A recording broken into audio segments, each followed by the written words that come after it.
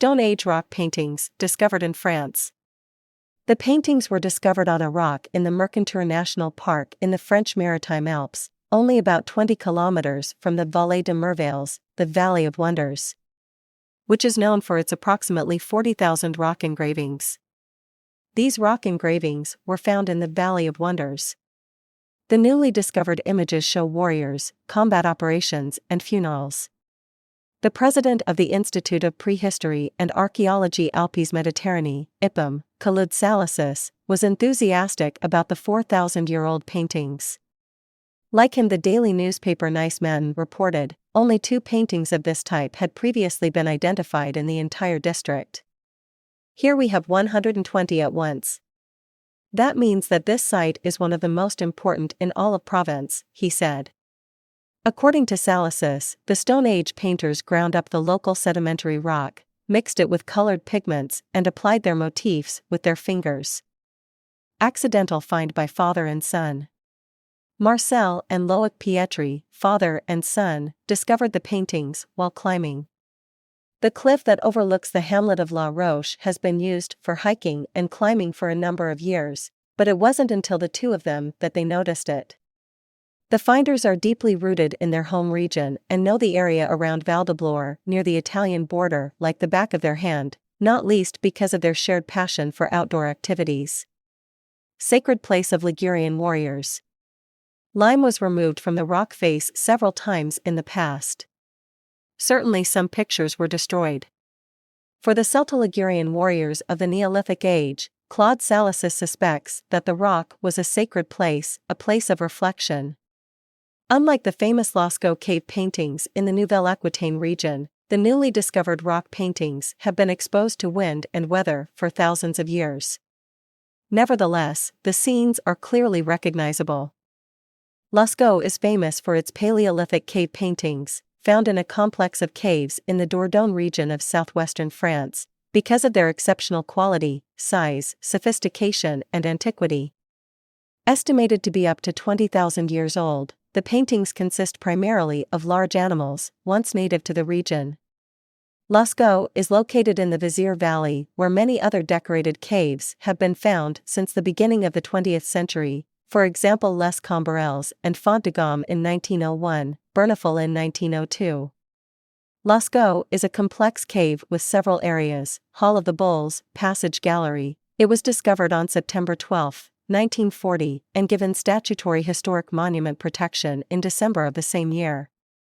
In 1979, several decorated caves of the Vézère Valley, including the Lascaux Cave, were added to the UNESCO World Heritage Sites list. But these hauntingly beautiful prehistoric cave paintings are in peril. Recently, in Paris, over 200 archaeologists, anthropologists, and other scientists gathered for an unprecedented symposium to discuss the plight of the priceless treasures of Lascaux, and to find a solution to preserve them for the future. The symposium took place under the aegis of France's Ministry of Culture and Communication, and presided over by Dr. Jean Klotz. Sections have been identified in the cave: the Great Hall of the Bulls, the Lateral Passage, the Shaft of the Dead Man, the Chamber of Engravings, the Painted Gallery, and the Chamber of Felines. The cave contains nearly 2,000 figures, which can be grouped into 3 main categories: animals, human figures, and abstract signs. Most of the major images have been painted onto the walls using mineral pigments, although some designs have also been incised into the stone. Of the animals, equines predominate, 364. There are 90 paintings of stags. Also represented are cattle, bison, felines, a bird, a bear, a rhinoceros, and a human. Among the most famous images are 4 huge, black bulls or aurochs in the Hall of the Bulls. One of the bulls is 17 feet, 5.2 meters, long, the largest animal discovered so far in cave art. Additionally, the bulls appear to be in motion. There are no images of reindeer, even though that was the principal source of food for the artists. A painting referred to as the crossed bison, found in the chamber called the nave, is often held as an example of the skill of the Paleolithic cave painters. The crossed hind legs show the ability to use perspective.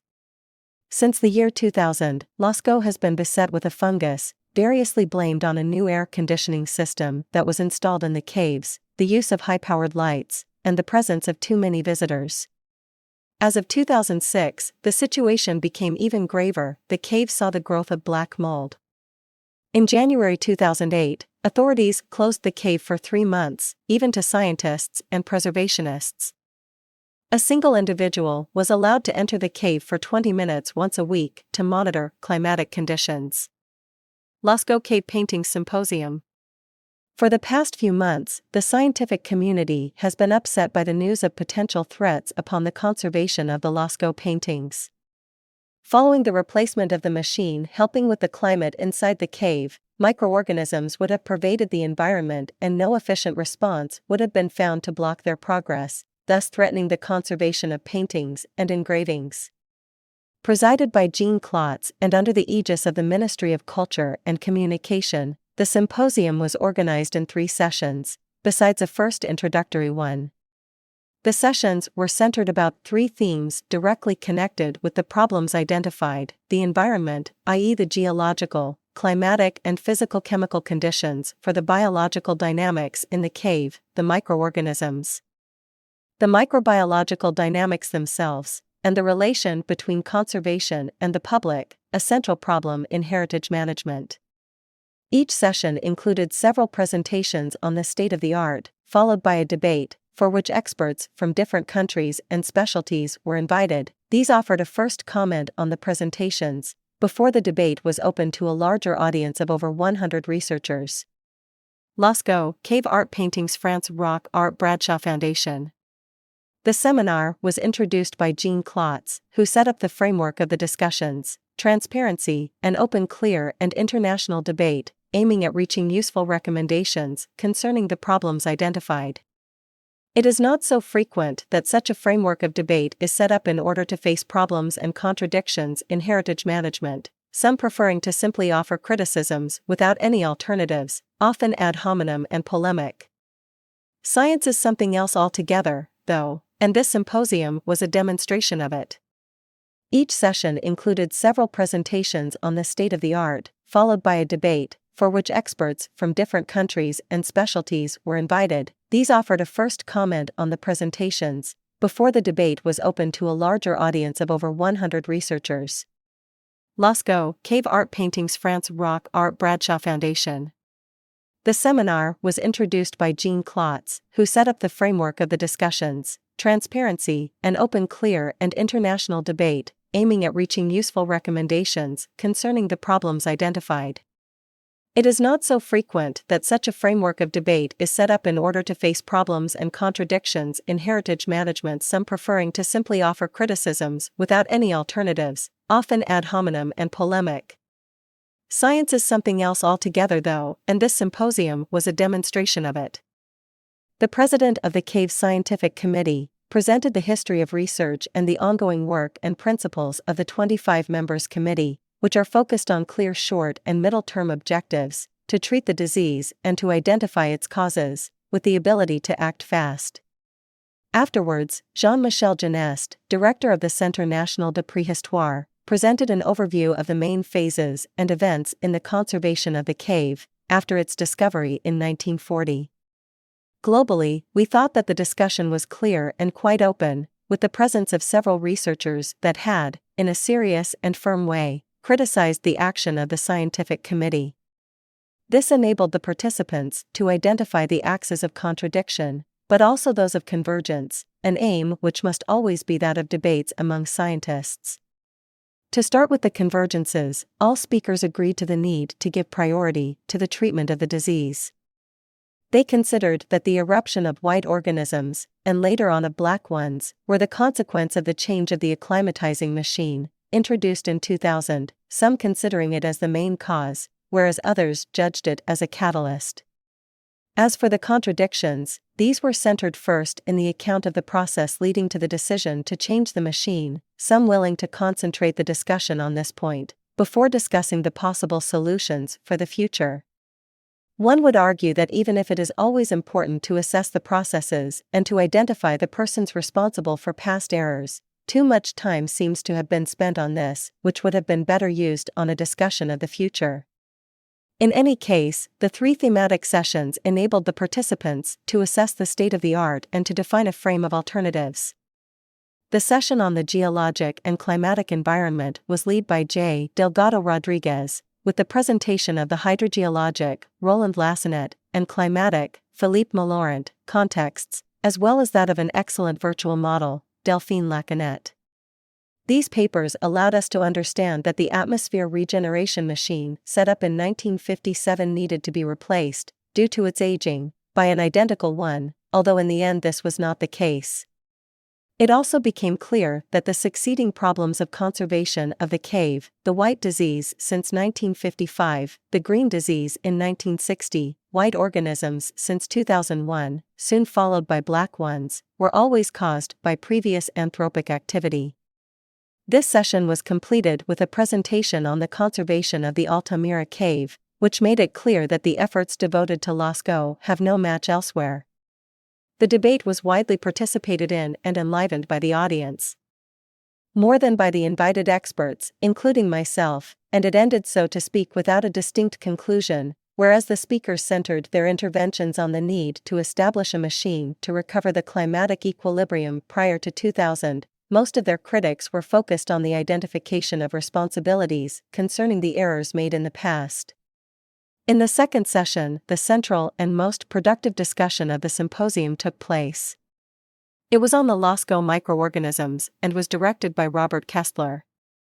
Isabelle Pallet-Frossard and Genevieve O'Reilly presented the microbiological context and the strategies chosen to control it, biocides and repeated actions, more than climatic management and cleanings.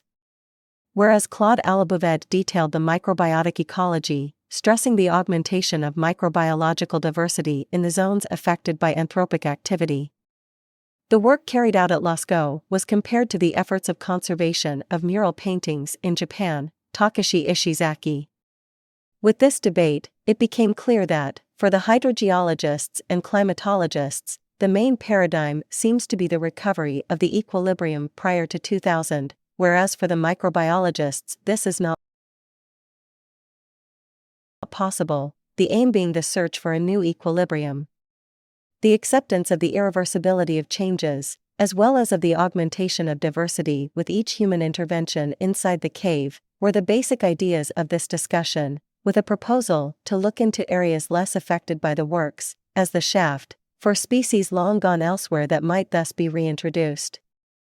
The contradiction between strategies to diminish, as suggested in the first session, but also by some in the second one, or to monitor the microbiological activity, as proposed in the second session, thus became the heart of the discussion. The last session, on the conservation of the painted caves and their wider knowledge by the public, introduced by a presentation on the Cantabrian caves and the risks they face, by Roberto Antonin Pareto, not only stresses the technical dimension of the scientific community, but also is capable of expressing itself in a forum, without hiding its differences, quite encouraging but also without sticking to these as an aim in themselves. The presence of various experts, French or not, working in French and other painted caves, was particularly positive. The conclusions of these 2 days are that, first of all, they were an exemplary exercise of transparent scientific seriousness with the presence of the people currently in charge of the scientific management of the cave and of their academic opponents in a context very efficiently coordinated by Jean Klotz. This is an example which unfortunately is not so frequent to find in other international contexts. Lascaux being a site of major cultural relevance, it is very positive that the symposium should have been participated in by the scholars truly interested in its safeguarding, whichever opinions they might entertain. The presence of people heading many international organizations, from Ikram, Monir Buchanaki, who rightly considered the symposium as an exemplary event, to UNESCO's World Heritage Committee, reflected such a reality. One wishes that, following this symposium, a future scientific committee, already announced by the Minister of Culture, should enlarge the diversity of the expertise, in particular geology, and act mainly with the aim to find new equilibriums based upon the growing diversity of life, as suggested by the microbiologists, rather than attempt to limit the microbiologic diversity and to recover a long-lost ecologic equilibrium. It is also desirable that the international organisms that were present might contribute in an active way for this purpose.